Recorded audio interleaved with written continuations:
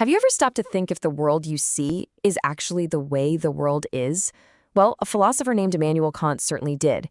And in his massive work, The Critique of Pure Reason, he dropped an idea so world-shaking it's called his Copernican revolution.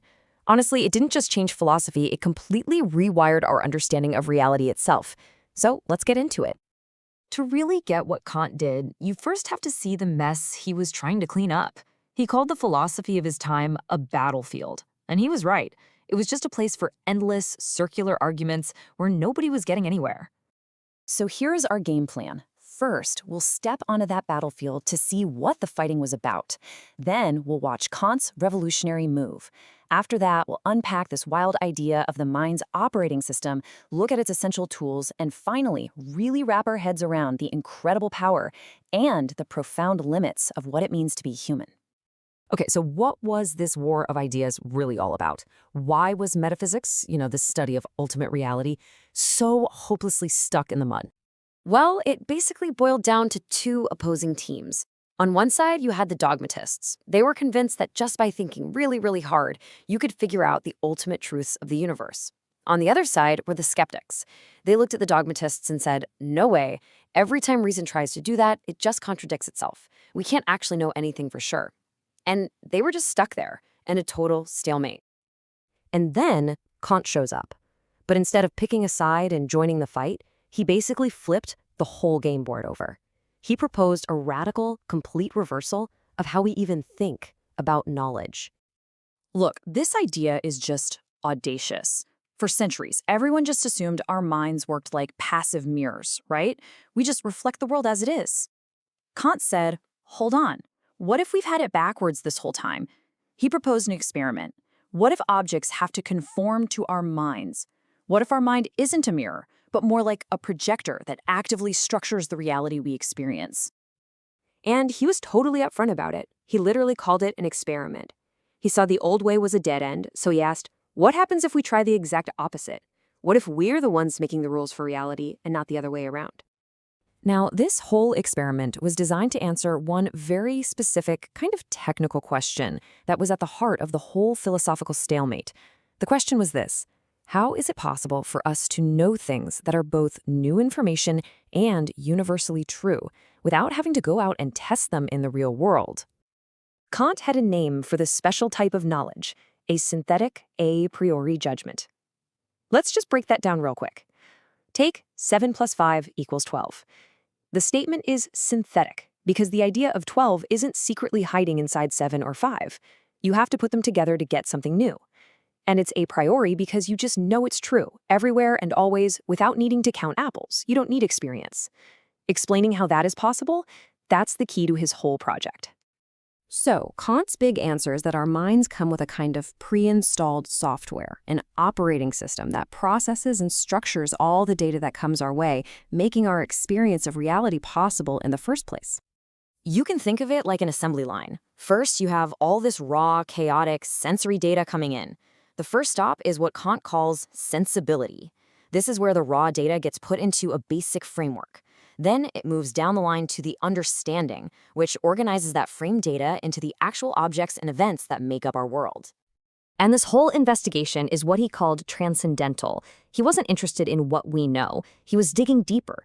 He wanted to uncover the universal, necessary conditions, the software that has to be in place for us to know anything at all. Okay, so let's pop the hood on this mental operating system. What are the actual tools our minds are using to build the reality we live in every single day? The first set of tools are what he calls the forms of intuition, and they are space and time. Now get this. Kant says space and time are not out there in the world for us to discover. Nope.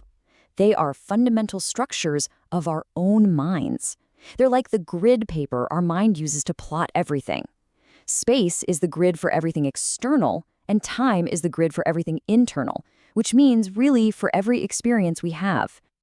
So here's the crucial takeaway. You can think of space and time as a pair of glasses that are fused to our faces. We can never, ever take them off. They're not a feature of the world. They're the lenses that shape every single thing we could possibly see.